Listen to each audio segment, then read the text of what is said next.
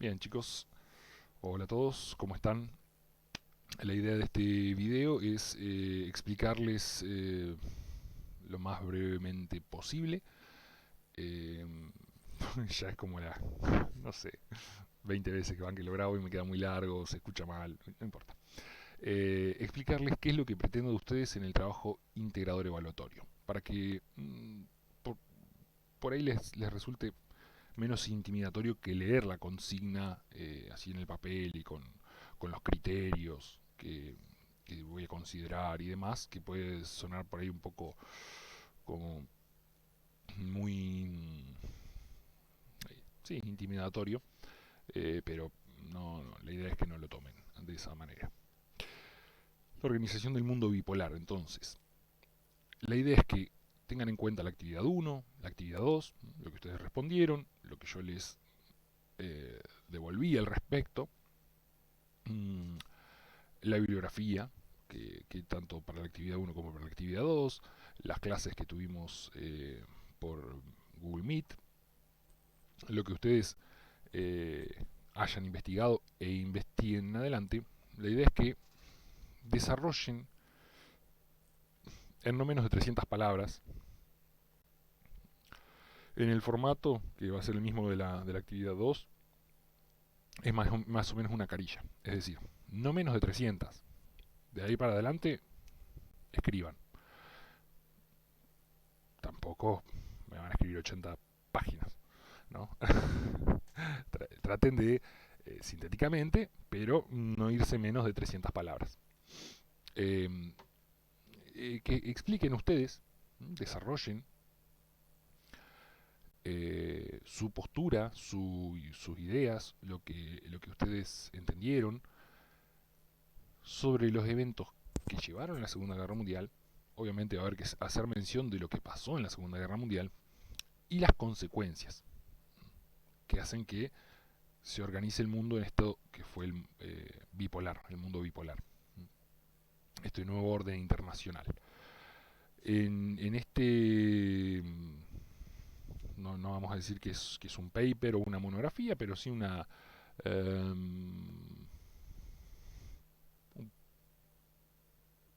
pequeño texto, tampoco podemos decir que sería un ensayo.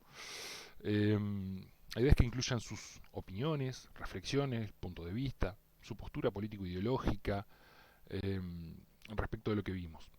Porque el análisis crítico de la bibliografía, de lo que yo les digo, si lo podemos llegar a considerar bibliografía, pero de lo que ustedes leen en un libro, en una página web, ven en un video de YouTube, en la televisión, en un documental, todo eso nosotros lo vemos en el marco de nuestro sistema de valores y creencias, nuestro conocimiento previo.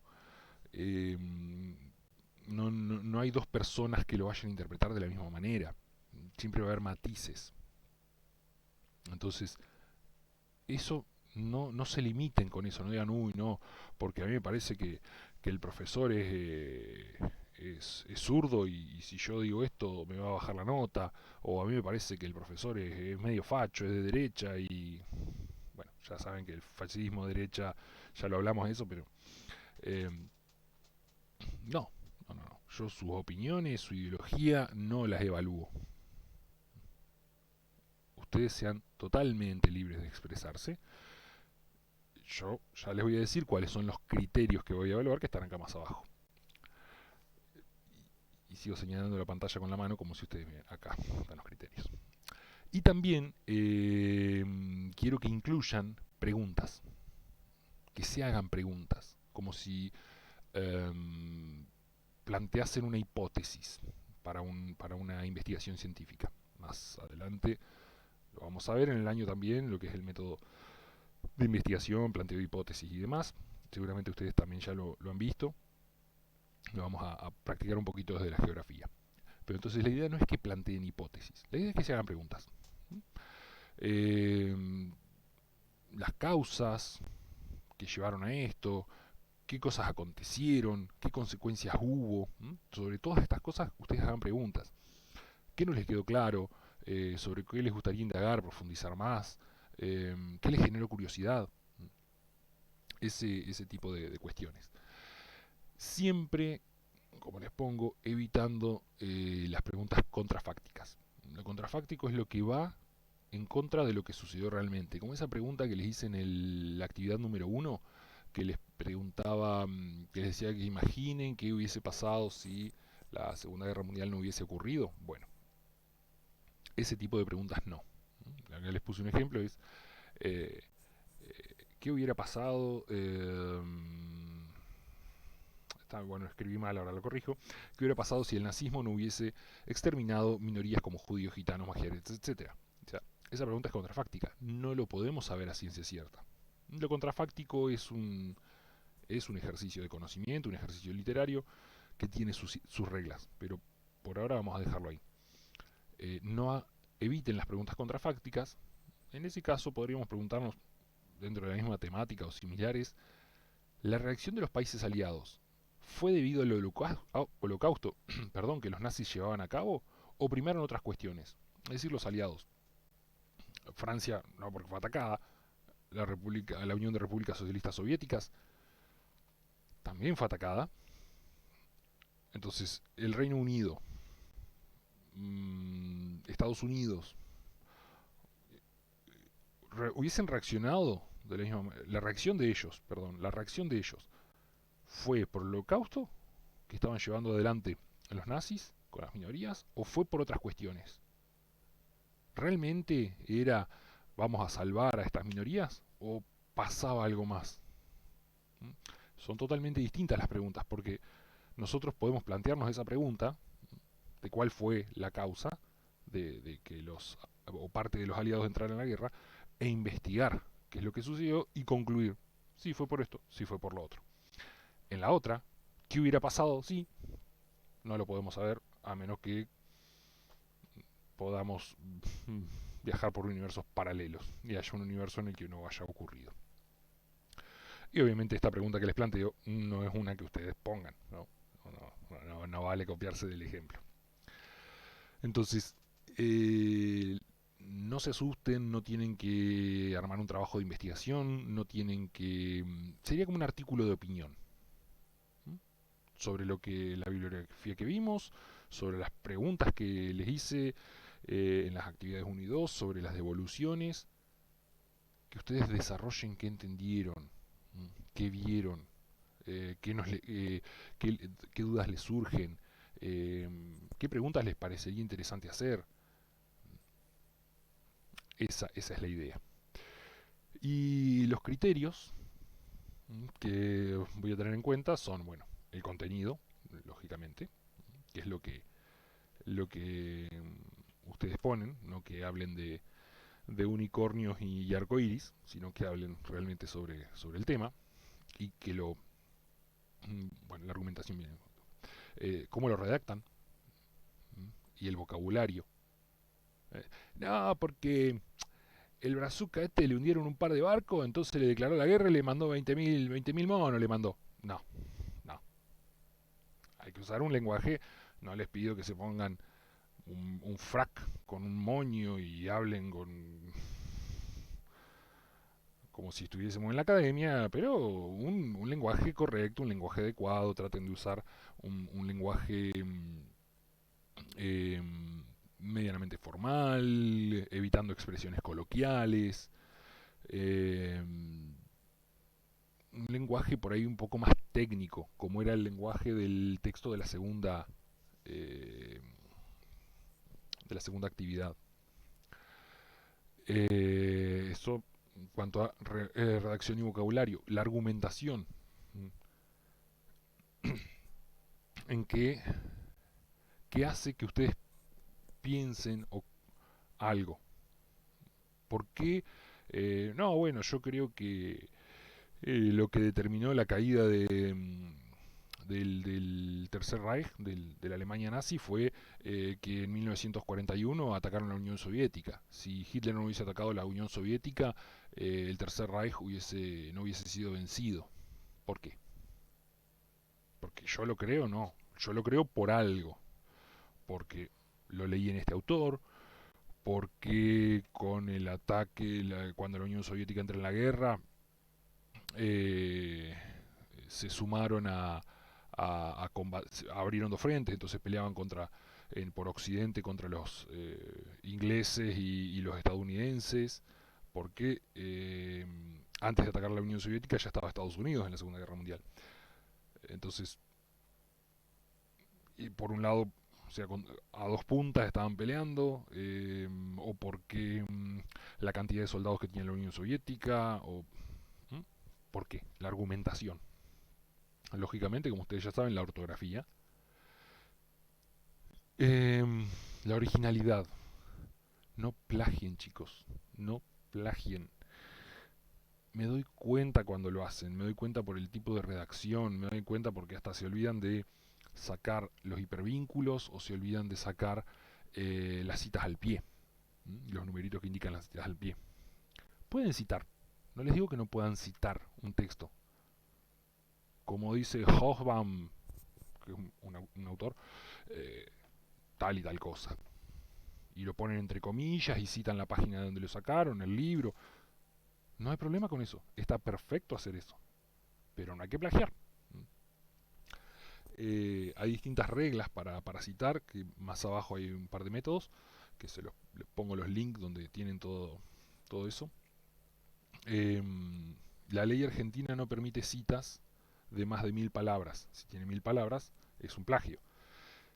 Y si ustedes me ponen una cita de 1000 palabras en un texto de 2000, no.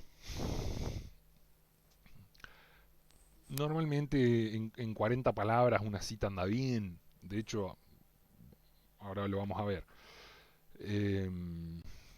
Después respetar el formato que les pido y cómo anotan la bibliografía, ¿no? La anotación de bibliografía que tiene que ver con las citas. Ustedes no pueden citar a un autor que después no lo pone en la bibliografía, lógicamente.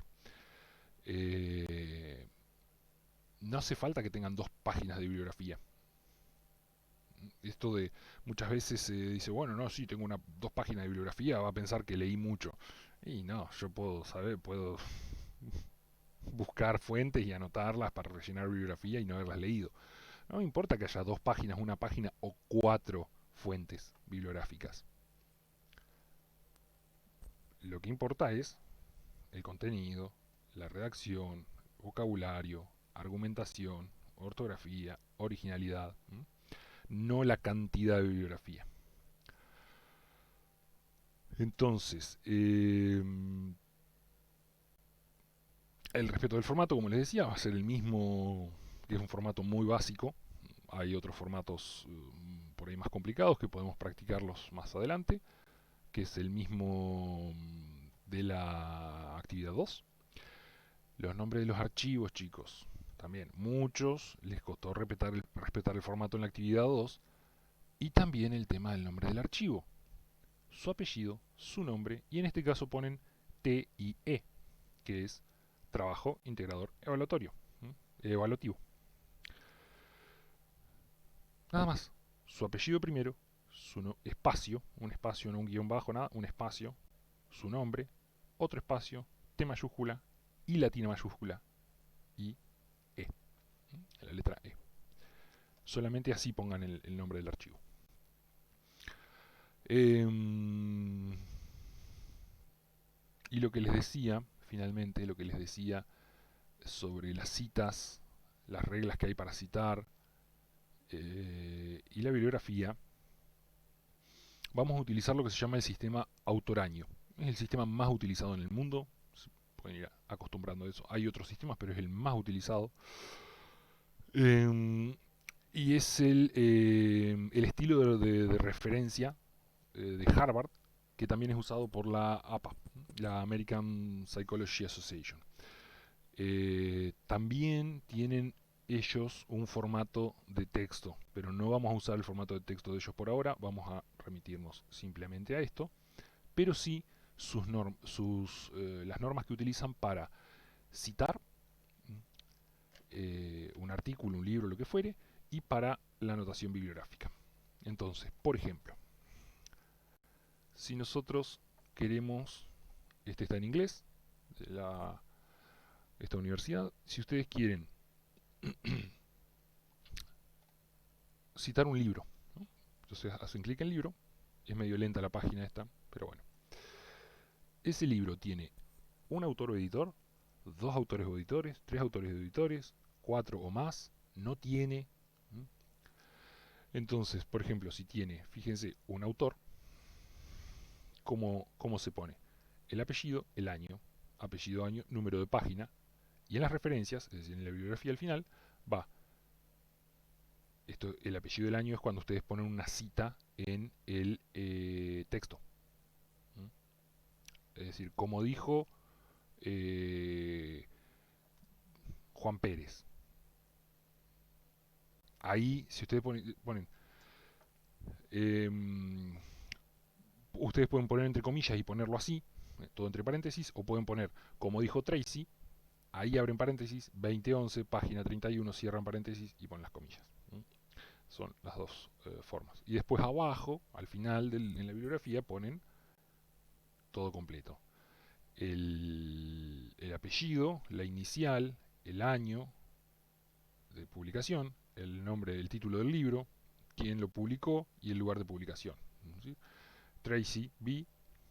2011. No leo. Full engagement. Inspire, motive, and bring out the best in your people. Anacom, que es quien lo publicó, sería la editorial, y la ciudad donde se publicó, Nueva York. En cambio, por ejemplo, si son 4 o más autores, fíjense que cambia. Cuando ustedes lo citan en un texto es el apellido del primer autor y ponen la palabra et al, que eso en latín significa las palabras et al, que eso en latín significa y otros. Y otro en realidad, y otros es et ali. Y cuando lo van a poner abajo, ahí sí ponen todos los nombres. No se usa et al. Por ejemplo acá, ponen el apellido del primero, et al. Y acá los ponen a todos. Si ustedes quieren audiovisual, un video de YouTube, online and stream videos, y ahí les explica cómo. Similar es esta página. Ustedes pueden ir a... Este es el formato de texto, no lo vamos a usar, pero acá tenemos citas, una cita textual o directa, citas parafraseada. La cita textual es cuando ustedes ponen tal cual algo, de menos de 40, más de 40 palabras. Citas parafraseadas es cuando ustedes no ponen exactamente textual lo que dice. Citas con más de un autor, las referencias, autor, editor, fecha de publicación, título, fuente, y hay ejemplos también. Entonces, si ustedes ponen sistema de referencia de Harvard, les van a aparecer un montón de opciones en Google. Estas son por ahí, sobre todo esta, es muy clarita. Yo la uso cuando tengo que citar un artículo, porque obviamente no me lo acuerdo de memoria. Así que vengo y pongo, ¿qué es un libro? Vengo un libro, cuántos autores tiene, y voy poniendo, y puede ser un libro sin autor también. Puede ser un capítulo o un artículo dentro de un libro. Hay libros que hay una persona que es el editor, pero cada capítulo del libro está escrito por una o más personas distintas. Entonces, ¿cómo se cita eso? Se cita de una determinada manera.